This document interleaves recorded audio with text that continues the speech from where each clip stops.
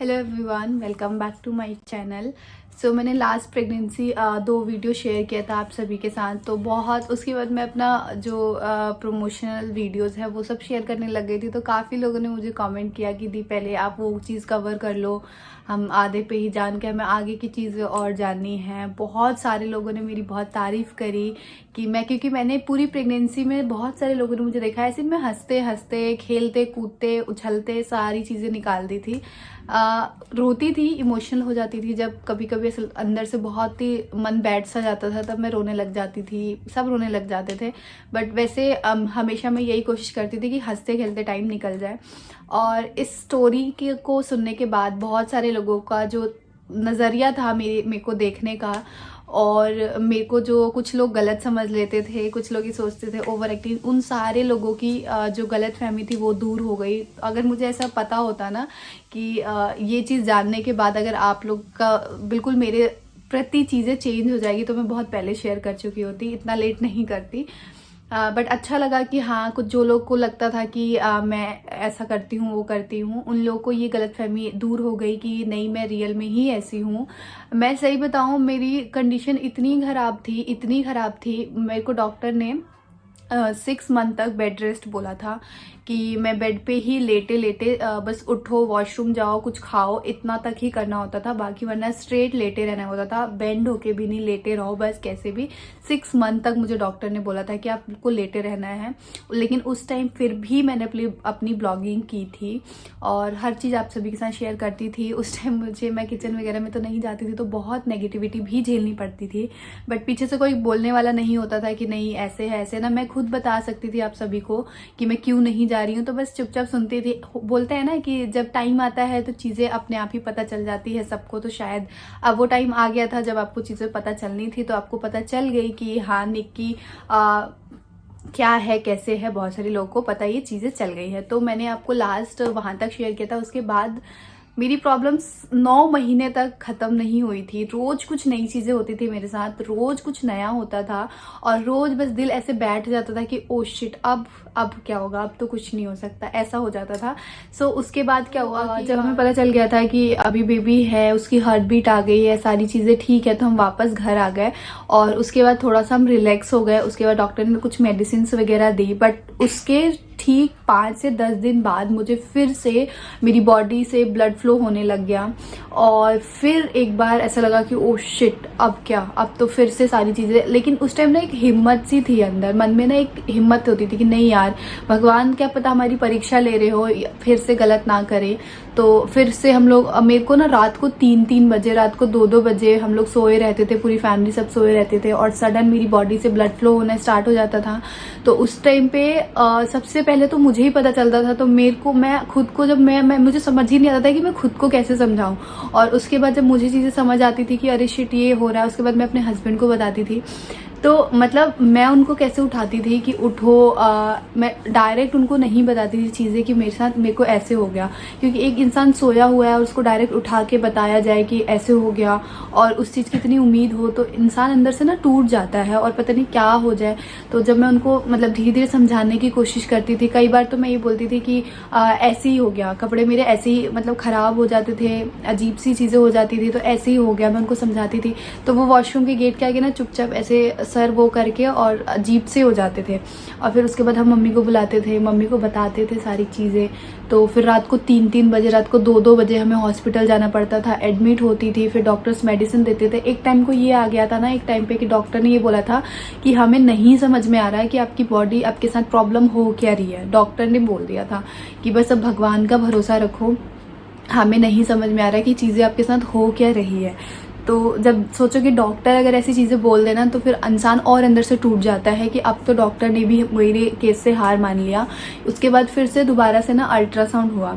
और मैं इसीलिए जो मेरी लास्ट मिसकैरेज वाली जो डॉक्टर थी, उनको अभी तक मैं मतलब उधर मैं जाती हूँ ना और वो हॉस्पिटल मुझे दिख जाता है, तो मुझे ऐसा लगता है ना मैं खून कर दूँ उनका जाके, जो उन्होंने मेरे साथ चीज़ें की।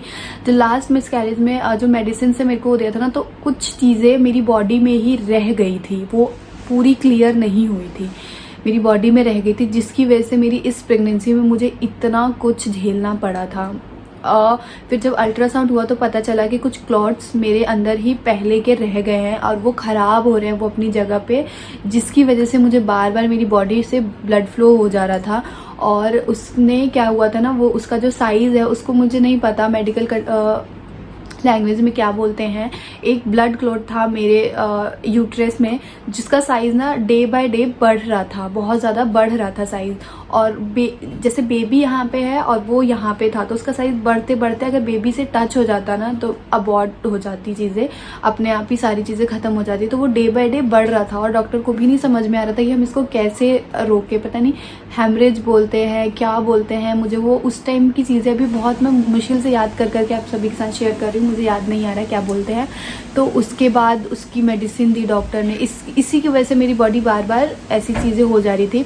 और जैसे जैसे उसका साइज़ बढ़ता जाता उसके बाद वो क्या होता एकदम से मेरी बॉडी अबॉर्ट कर देती बेबी को।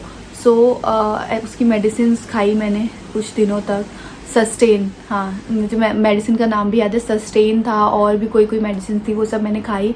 फिर उसके बाद वो सडन अपने आप ही जो ब्लड क्लॉट था वो मतलब निकलने लग गया।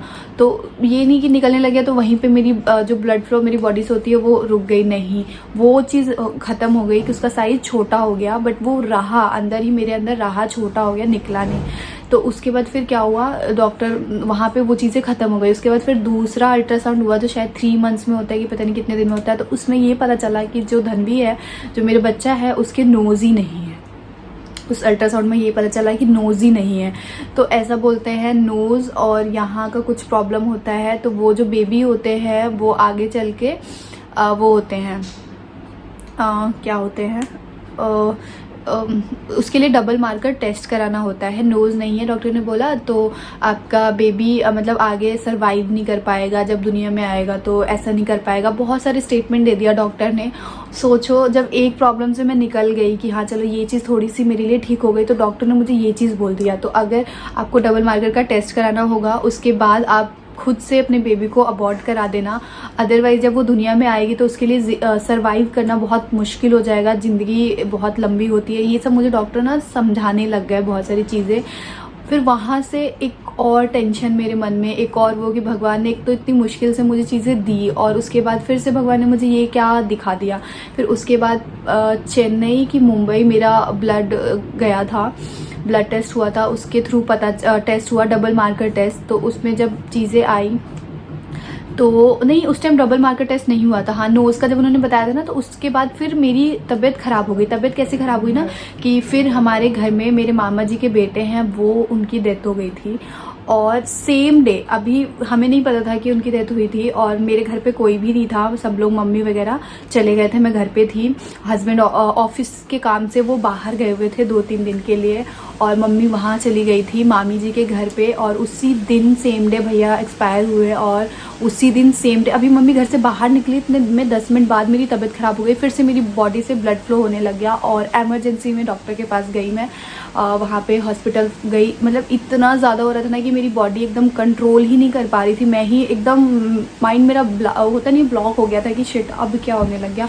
फिर उसके बाद एमरजेंसी में हम गए। देखो मेरे को चीज़ें ना एग्जैक्ट याद नहीं आ रही है, चीज़ें मैं याद कर करके बोल रही हूँ आप लोगों से, क्योंकि थोड़ा सा टाइम हो गया ना तो चीज़ें निकल जाती है। उसके बाद जब कोई अच्छी चीज़ें, खुशी मिल जाती है ना, तो जो बुरी चीज़ें होती है ना वो इंसान भूल जाता है, तो इतनी याद होती नहीं है।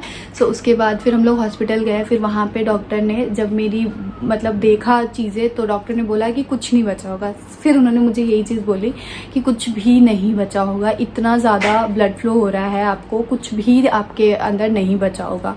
सो उस टाइम डॉक्टर ने बोला, बट फिर भी डॉक्टर ने बोला चलो कोई नहीं, एक अल्ट्रासाउंड लेकिन फिर भी करके देख लेते हैं। और उस टाइम पे मेरे साथ कोई भी नहीं था, मेरी मम्मी थी मामा जी के घर पे, क्योंकि इसीलिए क्योंकि भैया की डेथ हो गई थी। तो मम्मी को जब फ़ोन किया गया बताने के लिए कि मम्मी मैं हॉस्पिटल में हूँ और ऐसे ऐसे, तो उधर से मम्मी ऑलरेडी रो रही थी।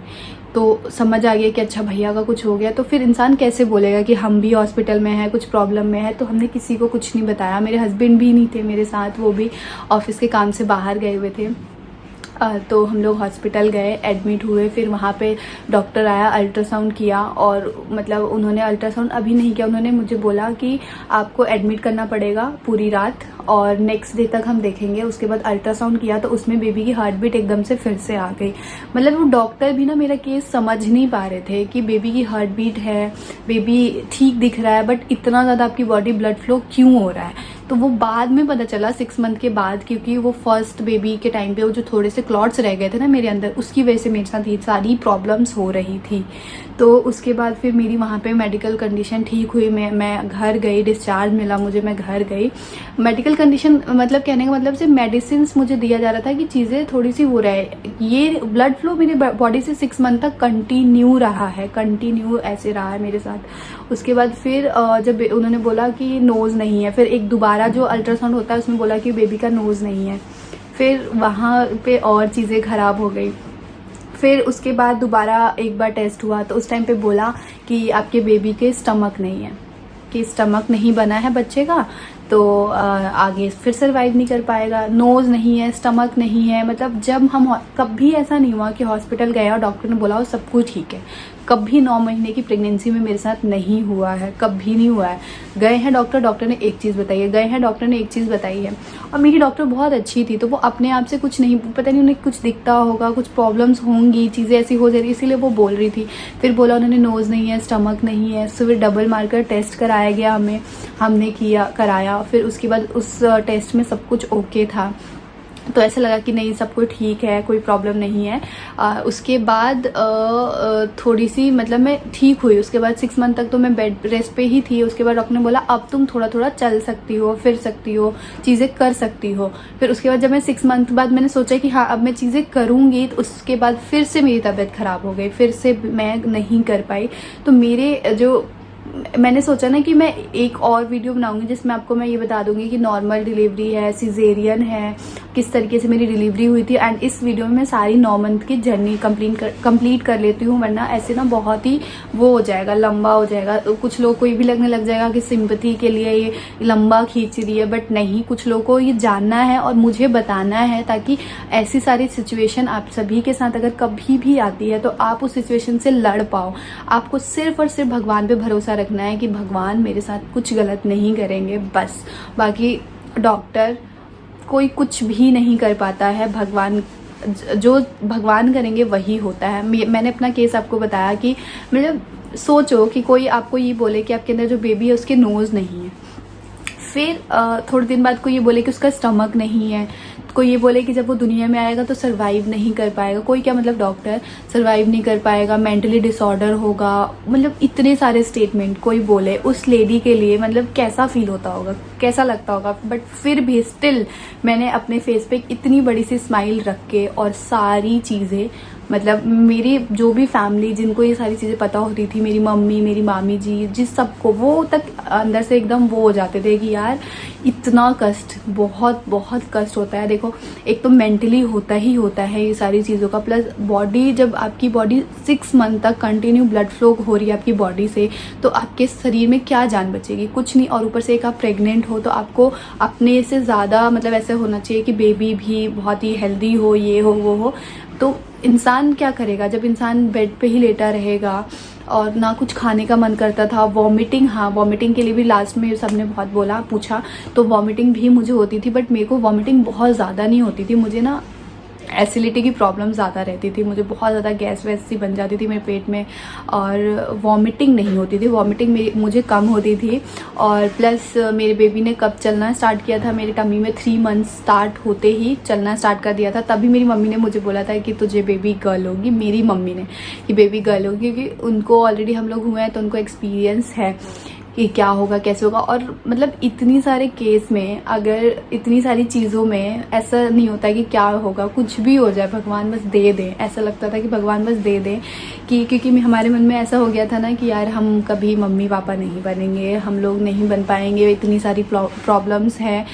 भले शादी को कम टाइम हुआ हो, बट इतनी सारी जब प्रॉब्लम्स होती है ना, तो मन में एक डर हो जाता है कि यार ये क्या हो रहा है, क्या अगर किसी को ये सारी चीज़ें हुई हो किसी के साथ, तो मुझे प्लीज़ कमेंट में बताना कि आपके साथ भी हुआ है। और मैं आपको बताऊं कि ऐसा मैंने पहले सुना था कि प्रेगनेंसी में ऐसा होता है कि ब्लड फ्लो नहीं होता है, ये नहीं होता है, बट मेरे साथ तो 6 मंथ तक 7 मंथ तक कंटिन्यू रहा है।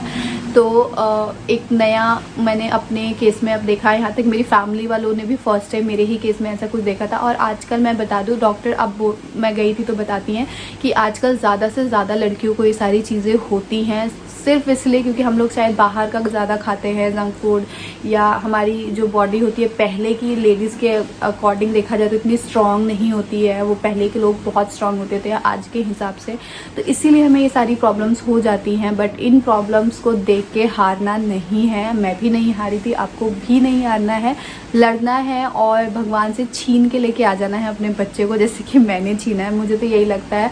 और उसके बाद जो मेरी आप लोग को फिर लगता होगा ना कि चलो 6 मंथ तक जो भी प्रॉब्लम हुई उसके बाद इनकी जो डिलीवरी है वो नॉर्मल हो गई। नहीं, मेरी डिलीवरी नॉर्मल नहीं हुई है। मेरी मतलब मैं ये नहीं कह रही हूँ सिजेरियन हुआ कि नॉर्मल, मतलब डिलीवरी के टाइम पे भी मैंने इतने कष्ट झेले हैं, इतने कष्ट कि वो टाइम पे वो भी चीज़ मैं अगर आपको बताऊँगी तो फिर आपको रोना आ जाएगा कि यार इस लड़की के साथ क्या हुआ है। इस लड़की ने तो मतलब एक, मैं वैसे नहीं कह रही कि आप लोग मेरे को मैं ये सारी चीज़ें बता रही हूँ तो सिंपैथी दो, नहीं, मैं वैसे बोल रही हूँ कि मेरे साथ बहुत ही प्रॉब्लम्स हुई है, बहुत ज़्यादा प्रॉब्लम्स हुई है। तो उसके बाद अब नेक्स्ट जो वीडियो में लेके आऊँगी आप सभी के साथ, उसमें मैं बताऊँगी आप लोग को कि मुझे प्रेगनेंसी के टाइम पे, मतलब जब डिलीवरी के टाइम पे होता है तब क्या हुआ है। एंड उस टाइम कोविड की सिचुएशन बहुत ज़्यादा थी, आप सभी को पता है, तो वो चीज़ भी बताऊँगी कि उस टाइम मुझे बहुत सारे लोगों को उस टाइम जब मेरे ब्लॉग देखते हैं तो एक आइडिया लग गया था, बट अभी मैं बताऊंगी। और मेरी डिलीवरी को लेके जो कन्फ्यूज़न है कि नॉर्मल है, सिजेरियन है, मेरे वेट लॉस को लेके कन्फ्यूज़न है, ये सारी चीज़ें मैं आपको नेक्स्ट वीडियो में अच्छे से कवर करके बताऊंगी, क्योंकि ये वाली वीडियो बहुत लंबी हो गई। किसी ने मुझे कमेंट करके बोला था दीदी बहुत लंबी मत करना वीडियो, थोड़ा सा शॉर्ट में रखना एंड सारी चीज़ें बताना। तो यही सारी चीज़ें थी जो मैंने आज आपको साथ शेयर किया है। एंड अगर किसी के साथ ये सारी प्रॉब्लम हुई हो तो प्लीज़ मुझे मेंशन करना, कमेंट में बताना। एंड ये ज़रूर उनके साथ शेयर करना जो इस प्रॉब्लम से गुजर रही हों, तो वो डरना मत, ठीक हो जाएगा, भगवान सब ठीक करते हैं। अब बस बेस्ट से बेस्ट डॉक्टर के पास जाना, और डॉक्टर भी क्या ही करेंगे। जैसे मेरे केस में डॉक्टर ने बोल दिया था कि हम अब नहीं समझ पा रहे हैं, बट मुझे बहुत गुस्सा आता है, इसलिए मैंने लास्ट वीडियो में आपको बोला था कि आप कभी भी जो अबॉर्शन वगैरह की पिल्स होती है वो चीज़ मत खाना, आप सर्जिकल जो होता है वो सब कराना, वरना मेरी तरह भी भुगतोगे, बहुत ज़्यादा भुगतोगे। मेरा 1 साल 2 साल ऐसा गया है ना, बस 2-3 महीने ही मेरे अच्छे से गए, उसके बाद मैंने अपना इतना ज़्यादा फिजिकली कष्ट झेला है कि मैं क्या ही बताऊं। सो मिलते हैं नेक्स्ट वीडियो के साथ, बाय बाय।